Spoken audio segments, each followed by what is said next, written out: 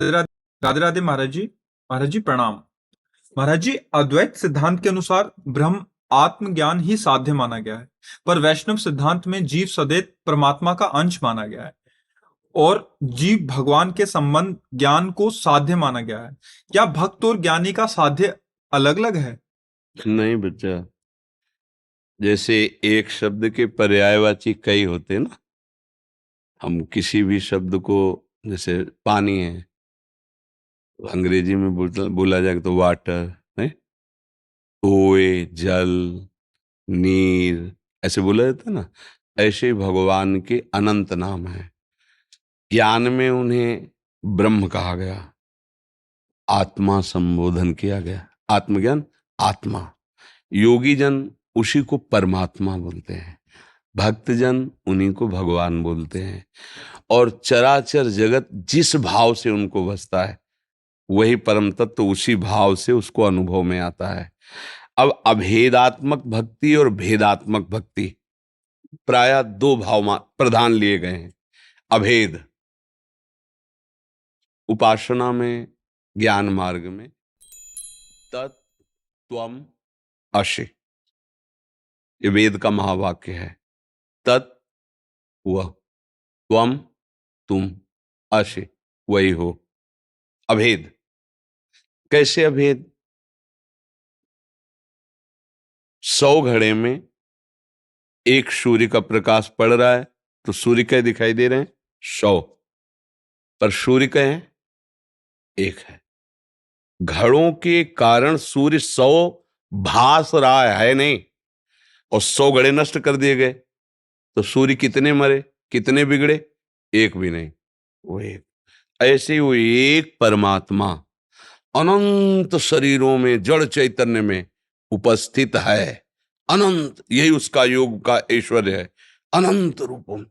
अब उसे कोई राम, कोई कृष्ण, कोई देवी, कोई जो जिस भाव से माने वैसे ही वो उसके ज्ञान में, ध्यान में, अनुभव में आता है। अभेदात्मक भक्ति में तरंग समुद्र में लीन हो गई, नाम रूप दोनों खत्म हो गया। तरंग में क्या था? जल ही तो था, समुद्र ही तो उच्छलित हो रहा था। क्यों उच्छलित हो रहा था? क्योंकि वायु विकार था। इसलिए बहुत ध्यान से सुनना, क्योंकि अध्यात्म का प्रश्न है ना आपका। जब वायु विकार हुआ तो समुद्र तरंग के नाम से जाना गया। ये तरंग है क्या? मूल में देखो, समुद्र है, वही वायु विकार के कारण। अब वायु हट गई तो बचा क्या?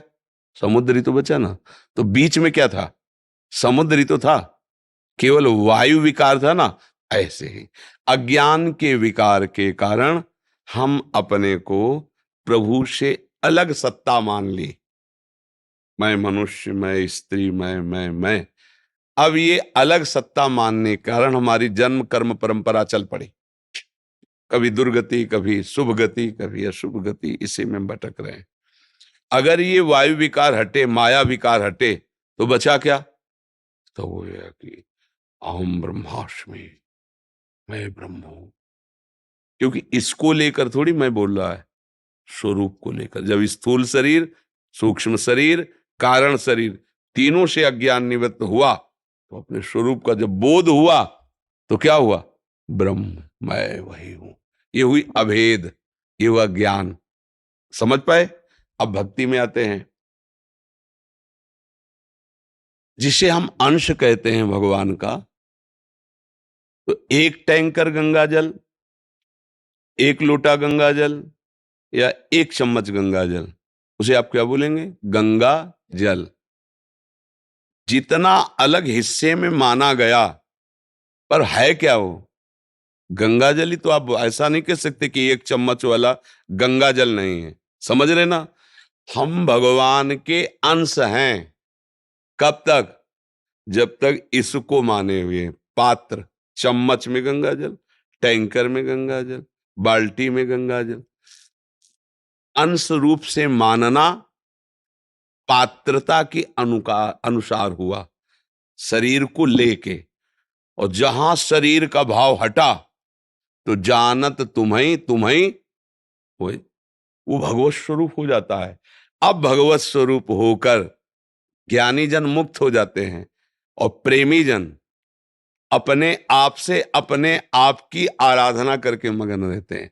प्रभु और वो दो नहीं रह गए, दो ना रहते हुए भी दो रूपों में खेल रहे हैं, इसलिए ये और गाढ़ा रस हो जाता है। ज्ञान से भी श्रेष्ठ प्रेम है, क्योंकि ज्ञान ब्रह्मानंद में जे ही जनक जी महाराज भगवान श्री राम पर पहली दृष्टि पड़ी तो विश्वामित्र जी महामुनि ज्ञानी हैं, उनसे कह रहे हैं कि इन्हीं विलोकत अति अनुरागा बरबस ब्रह्म सुखई मन त्यागा। ये क्या हो रहा है? मेरा मन जो ब्रह्म सुख में स्थित है, ब्रह्म सुख में कौन सा मन स्थित होता है? जिसमें किसी का रूप, किसी का शब्द, किसी का स्पर्श, किसी की गंध ये प्रभाव नहीं डालती, जिस मन में, वो ब्रह्म सुख में स्थित माना जाता है। पर आज रूप ने परास्त कर दिया। राम रूप को देखते ही जनक जी महाराज कह रहे, सहज विराग रूप मन मोरा। मेरा मन तो सहज वैराग्यवान है, पर लेकिन इनको ऐसे देख रहा है जैसे चंद्रमा को चकोर देखता है। बरबस ब्रह्म सुखई मन त्यागा। ये क्या हो रहा है? तो जानते हो क्या है?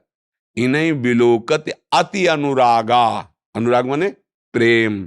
देखो भगवान का प्रेम रूप ऐसा है कि ब्रह्म सुख का बरबस त्याग करके प्रेम रूप में जनक जी अधीन हो रहे हैं। और जनक जैसे ज्ञानी परमहंस सुखदेव जी के गुरु जी हैं जनक जी, अभेद होते हुए भी भाव में भेद स्वीकार करके ये प्रेम का खेल, ये अनंतानंद है, वो अखंडानंद है।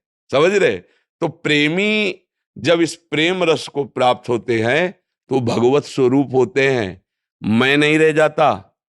जब खोजने के लिए चला तो मैं था, और जब मिला तो मैं खोजने वाला गायब हो गया।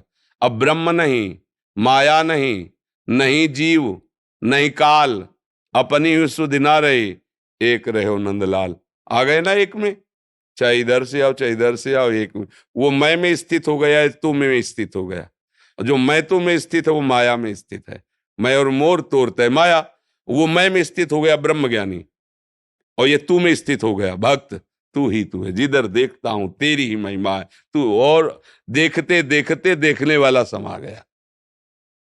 देखत देखत ऐसा देख, मिट गई दुविधा, रह गया एक। ये देखना भक्त का होता है। अब वहां प्रभु ही प्रभु रह गए। अगर भजन नहीं हो रहा तो हमारी बात तुम्हारे माइंड में समझ में नहीं आएगी, और अगर भजन हो रहा है तो आप समझ रहे होगे हमारी बात को। ये मतलब अध्यात्म का शुद्ध निर्णय है, अभेद स्थिति ज्ञान की।